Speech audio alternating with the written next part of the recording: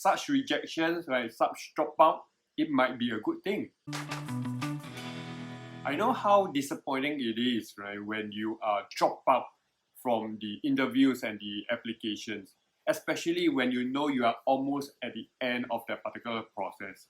Right? It's like you have put in so much effort, you have put in so much preparation to get things done, to get the interviews over. You prepare a lot about everything that you know you want to share, right? But in the end, you just didn't manage to make it. So here's something that I want to share, right? Such rejections, right? Such dropout, it might be a good thing. You just don't know yet. It's something that I personally experienced before. So back in the days, I was rejected 53 times, right? 53, 53, right? 53 times at the interview stages. So if you count, the number of applications, right? I was not successful for more than 100 times or even more. So here's my personal story, right? So it was back in 2016, I started my job search because I felt that in my role itself, I was no longer growing and I wanted to try something else, right, something different. And at that time, I really hoped to get a job in the technology industry, right? That's where all the big players are, where all there's a lot of this news and a lot of hype about it. So I applied for many roles, right, relevant to my job, right, probably in like LinkedIn, Google, Facebook, Microsoft, Apple, and many more. And of course, it is never easy to get into these companies because the bar is always very high. You are competing globally, right? There's so much talent out there, right? And I also put in many other applications to other jobs as well. So 53 rejections. And I was really lucky at first, right? Within the first few weeks after I started my job search, right, I actually got an interview with Google. Right? So very excited. I went for the interview, right? They liked me, I liked them, the job seems to be a perfect fit, right? But in the end, I was somehow rejected, right? Because reason being, I was overqualified. I was like, how can that be, right? How am I overqualified? So I was really very excited about the role. I really think that the role is a good fit. It's a dream company I want to work for. But I got rejected just because I am overqualified. It just doesn't sound right to me. So I was really disappointed at that time. And no choice, I continued my job search. And over the next few months, right, there was a low time, right? There was no interviews. I didn't secure any interviews. And I don't know why either, right? So really sometime in 2016, probably like, nine months down the road, I was then again shortlisted for interview in 4 companies. So I went for the interviews and, I dropped out in 3 of them and the remaining one really stood out, right? I was really a good fit, right? I think I managed to get through all the interviews, right? Like that Google experience, right? I was really very excited about the role because I think it is a good fit. It's something that I really want to do. And I was expecting an offer discussion very soon. But the phone call came and the recruiter told me that, hey Richmond, we cannot really proceed further anymore. I was like, what? What happened?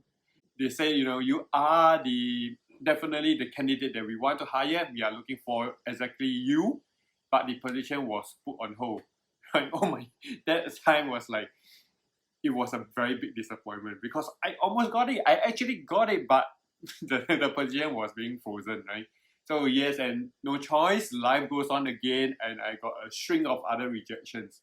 So I have well enough interviews to know exactly how to answer every different questions, but but nothing come close, right? It's almost more than a year since I started looking for a job, and I still got nothing, right? So it's a very downtime for me. So I wasted so much time, I wasted so much effort to prepare, study the company, study the job roles, and in the end, right, I was not going anywhere.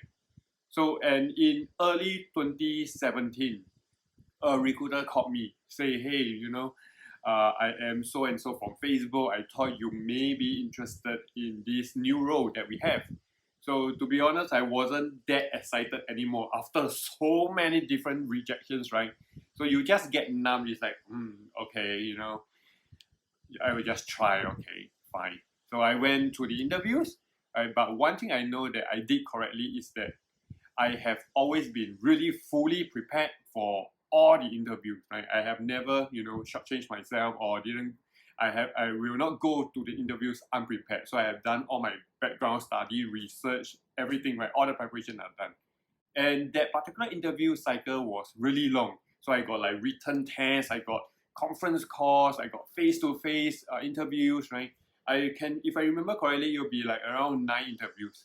And the job was actually quite perfect, right? It's something that I want to do, right? So it was a perfect fit, right? Better than any of the jobs, right? I was surprised that the job, it was better than any of the job that I've applied over the past many, many months. And yes, I got that offer, right? Then I started to work in Facebook and I enjoyed the work a lot, right? I really like doing that for the next few years, and I'm actually doing very well in the next few years. So thinking back, right, if I have gotten any of the earlier jobs in my job search, I would miss out this very amazing opportunity at Facebook, right? So in some way, I feel that it was meant to be, right? It's like fate, right? Because of fate, because of luck, or because of any kind of coincidence, right? I was rejected so many times in all these companies because I was really meant to be in this role in Facebook. So all these rejections, right?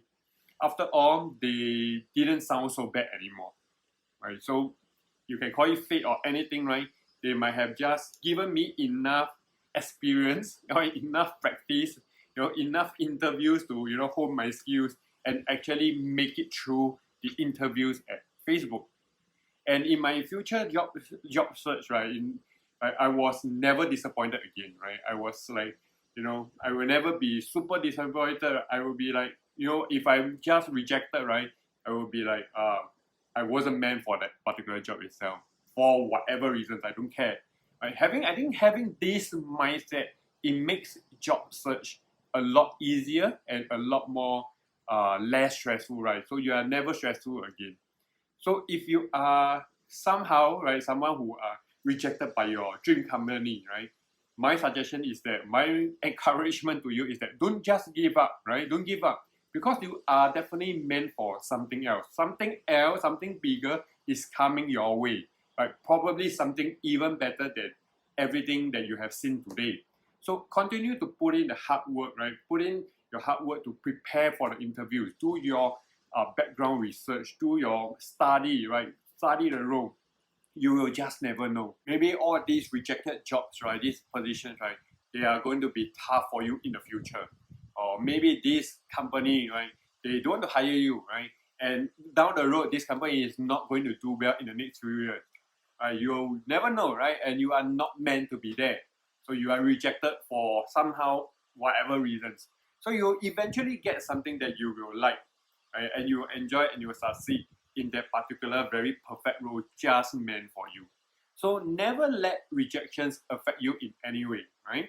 Take it as a good lesson on, gaining experience in interview skills, resume writing, right? It's just like, get going in for a class, right? Writing class and things like that. So just keep trying and you will find the dream job that you have always wanted. So if you enjoy my story, make sure you like and subscribe. If you have any questions on job search, job interviews, or anything about growing your career, or you want to know more about my working experience, I'm happy to share more in the next videos. So until next time, I will see you soon.